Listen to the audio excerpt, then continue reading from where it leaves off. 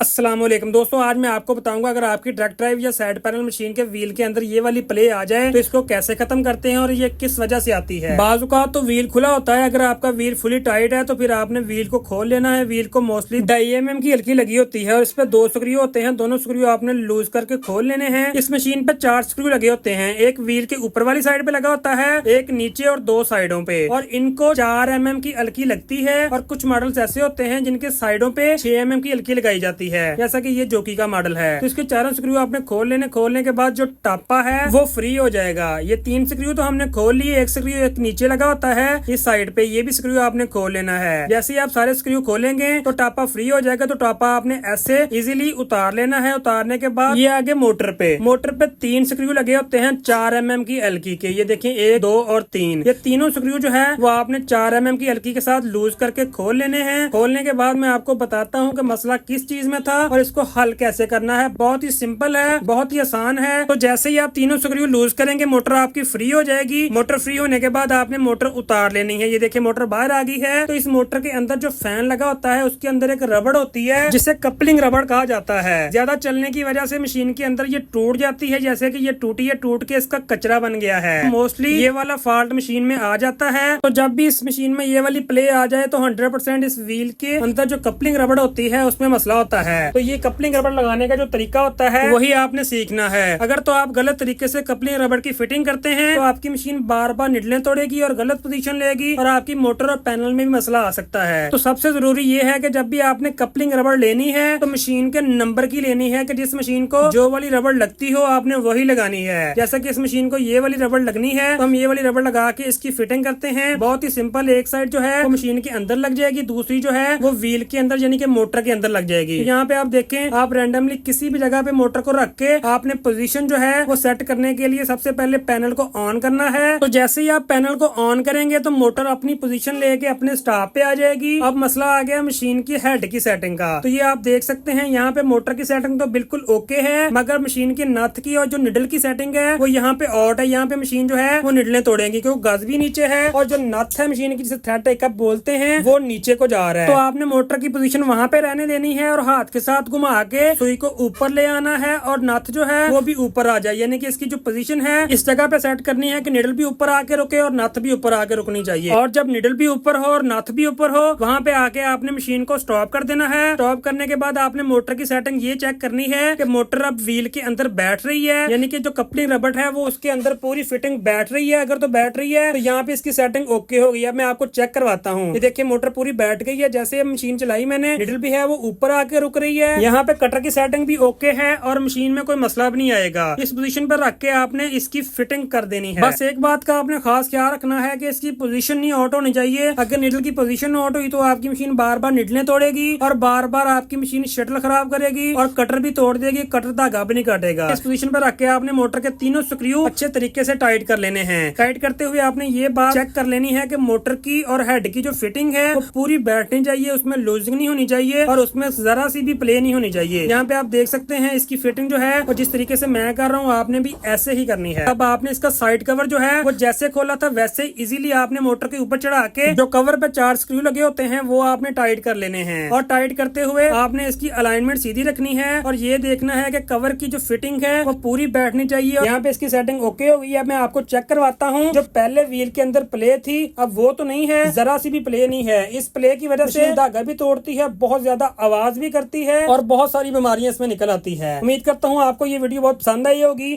ऐसी ही वीडियो देखने के लिए हमारा चैनल सब्सक्राइब कर दें और बेल आइकन के बटन को प्रेस कर दें ताकि आपको आने वाली वीडियो आसानी से मिल सके। अल्लाह हाफिज।